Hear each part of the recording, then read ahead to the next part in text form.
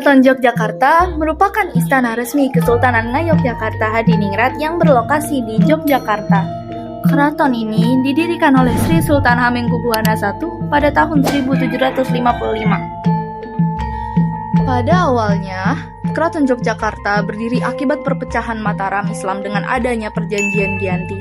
Keraton ini adalah pecahan dari Keraton Surakarta Hadiningrat sehingga diteruskan oleh dua kerajaan, yakni Kesultanan Yogyakarta dan Kesunanan Surakarta. Total luas secara keseluruhan Keraton Yogyakarta mencapai 144 hektar yang meliputi area Benteng Baluarti, Alun-alun Lor, Alun-alun Kidul, Gapura Geladak, dan Komplek Masjid Gede Yogyakarta. Sementara itu, luas inti keraton hanya mencapai 13 hektar. Kini, Keraton Yogyakarta merupakan salah satu objek wisata yang menyimpan berbagai koleksi milik Kesultanan dan terdapat banyak bangunan-bangunan yang digunakan sebagai tempat tinggal Sultan dan keluarganya, serta abdi dalam keraton. Tetapi, tidak semua bagian keraton dibuka. Untuk wisatawan, hanya bagian tertentu saja, seperti Kedaton, Waharanata, dan Taman Sari. Selain menjadi tempat wisata, keraton juga menjadi perwujudan nilai-nilai tradisional dan kearifan lokal yang memikat pengunjung dari berbagai latar belakang. Ini adalah Museum Batik Keraton yang menyimpan berbagai koleksi batik yang sering digunakan oleh masyarakat keraton. Ketika masuk ke dalam museum ini, terdapat salah satu ogema kebaya yang pernah digunakan putri dari Kanjeng Gusti Bendara. Selain batik, museum ini juga mengkoleksi patung-patung, serta alat-alat, serta aksesoris yang digunakan untuk pernikahan putra-putri kerajaan.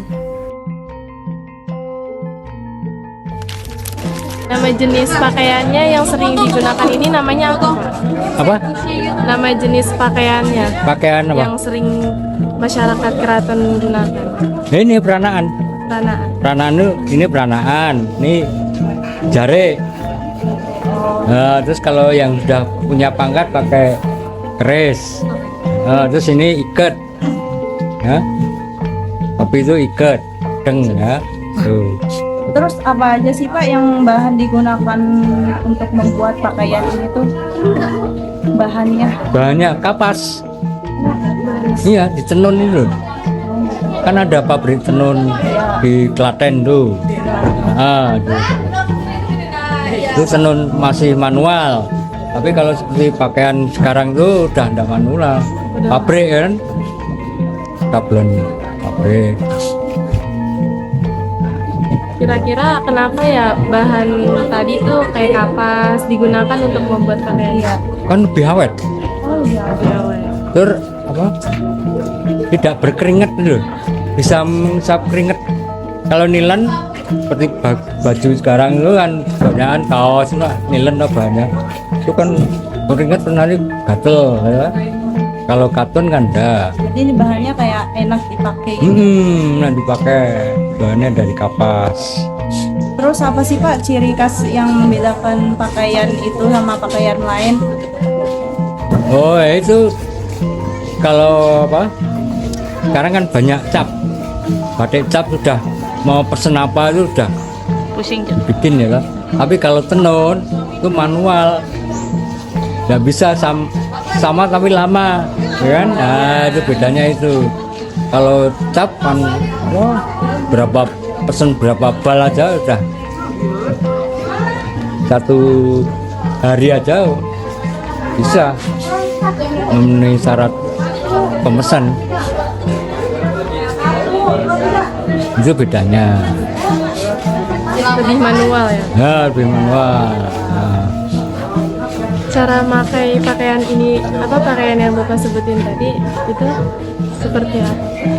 Cara memakai. Ya seperti ini kan wiron, diwiru dulu ya. Ini jarik dulu ya. Habis jarik terus ini ada tagen. Nah ya, ikat pinggang itu dulu terus tagen. Ya. Nah, habis tagen terus pakai ini peranaan. Ya. Peranaan terus ikat. Nanti kalau sudah paling lama punya pangkat pakai ini keris nih. Ini untuk sebagai apa? memperlihatkan kalau saya itu orang Jawa. Nah, itu buat keraton tuh keris. Jadi keris itu bukannya disembah tapi itu budaya. Budaya Tidak dari lama ya. budaya waktu nenek moyang kita, jadi jangan dikatakan itu musrik, jangan, itu budaya, seni budaya itu ada tari, ada pakaian budaya ya, terus busana ini seperti saya ini pakaian, terus tari ya kan, terus kesenian budaya tiap daerah ada. Nah, itu kita juga harus menghargai ya kan, itu jadi jangan fanatik, wah kan tidak seneng itu, nah, jangan, ini tidak banyak temennya ya kan. Nah, itu karena tiap daerah, tiap pulau kan, Indonesia kan bermacam-macam pulau lah, ada banyak daerahnya ini, tarian ini. Mungkin kalau Mbak E kuliah di SMK ini tari ya tahu, nanti di sana suruh memperlihatkan daerah mana, Lampung, tari Lampung. Nah itu dari mana, Tasik ya, Ngeremong apa itu apa, tari khas dari Bandung, Jawa Barat. Nah gitu, Bandung. Cara memakai pakaian yang Bapak pakai itu gimana sih Pak? Yang apa, jariknya ini tadi yang awal? Gaji biru dulu, terus dipakai Dipakai. ini. Oh, di kayak pakai sarung. Terus pakai sarung, tapi saya ini modelnya seperti sarung gini, gini. Ya, kalau ini tetap manual, jadi pakai gini, terus dipakai ikat pinggang tuh, baru ini lontong, ini namanya lontong. Nah, tagen ini, tagen, baru pakai ini peranaan, surjan, nah, baru ini ikat. Oh, namanya belangkon kan? Nah, belangkon. Kalau bahasa Jawanya ikat. Ikat. Bahasa halusnya udeng. Nah, udeng. Kira-kira nih kan yang dari tadi yang Mbah sebutin semua kan itu pakaian laki-laki ya Mbak. Kira-kira tuh yang bikin bedanya pakaian perempuan dan laki-laki itu? Kalau perempuan tuh pakai kebaya, jadi pakai jare, terus pakai kemben gini, tapi enggak pakai baju. Jadi cuma pakai kemben doang. Pakai kemben doang, jadi enggak pakai baju, cuma selendang yang lebar itu, terus nanti terus dikasih apa, selendang kecil untuk ikat, ada sabuknya itu, cuma itu. Terus bajunya hitam kalau keluar, tapi kalau di dalam keraton dia cuma pakai kemben, jadi cuma Apa itu Pak? kemben. Kemben. Oh, yang di selipnya Pak. Jadi ini nih kemben tuh untuk penggantinya itu. Penggantinya baju. Itu perbedaannya perempuan sama laki-laki di dalam putra sama di dalam putri. Kalau putri namanya kepara. Kepara itu tugasnya di Keraton Kulon, Keraton Kulon sana itu sebagai utusan dari raja. Jadi kalau disuruh ke sana terus bikinkan apa, ambil minuman atau bikin jamu, itu kepara. Atau ke belanja ke pasar, itu kepara. Maksudnya abdi dalamnya ya. Nah ini kalau saya ini abdi dalam, nanti pakainya gini nih, peranaan ya. Terus nanti perjurit itu pakainya sudah lain lagi, perjuritan seperti militer dulu, tapi militer keraton. Terus nanti ada yang bagian apa, pariwisata, itu seperti ibu-ibu itu yang menerangkan dulu di sana.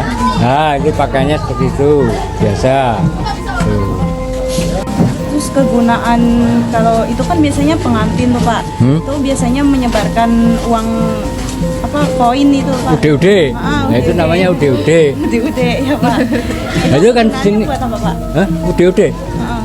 Ude-ude itu sama aja seorang raja memberi sedekah sama masyarakat berupa ude-ude, berupa uang recehan tuh. Itu kalau pas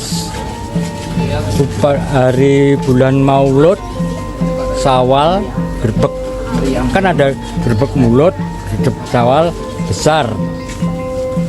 Itu nanti yang paling besar sendiri tahun Dal. Tahun Dal itu 8 minggu sekali. 8 tahun sekali itu. Itu paling besar. Kalau misalkan pakaian pengantinnya itu seperti apa? Di sini udah masak belum? Ini museum ini menceritakan pakaian manten adat Keraton Yogyakarta.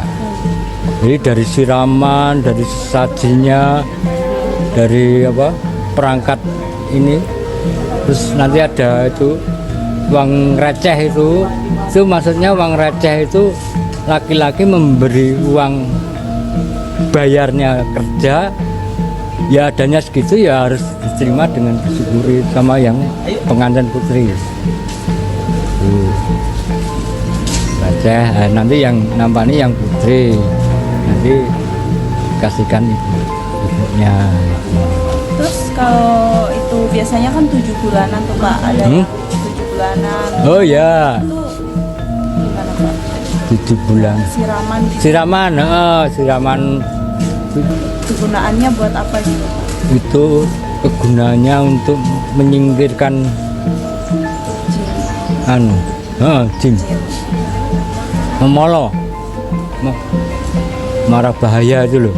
Itu nanti apa airnya kembang itu 7 mata air.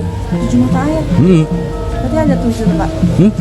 Ada 7. 7 mata air. Nanti kalau siraman mantan ya 7 mata air. Nanti yang nyirami itu sesepuh, ibu-ibu, eyangnya dari keluarga besan ke keluarga putri ke keluarga putra itu nyirami. Nanti ininya kembennya ini jariknya ini ya 7. Oh, 7 Pak. Itu di sini kan ada.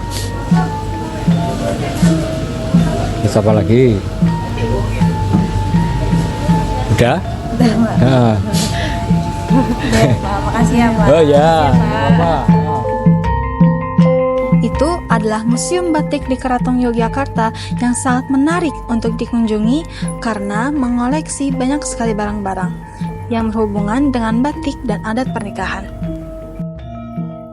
Pesan kami untuk para penonton adalah jaga dan lestarikan adat istiadat serta budaya yang ada di Indonesia karena itu adalah warisan nenek moyang kita.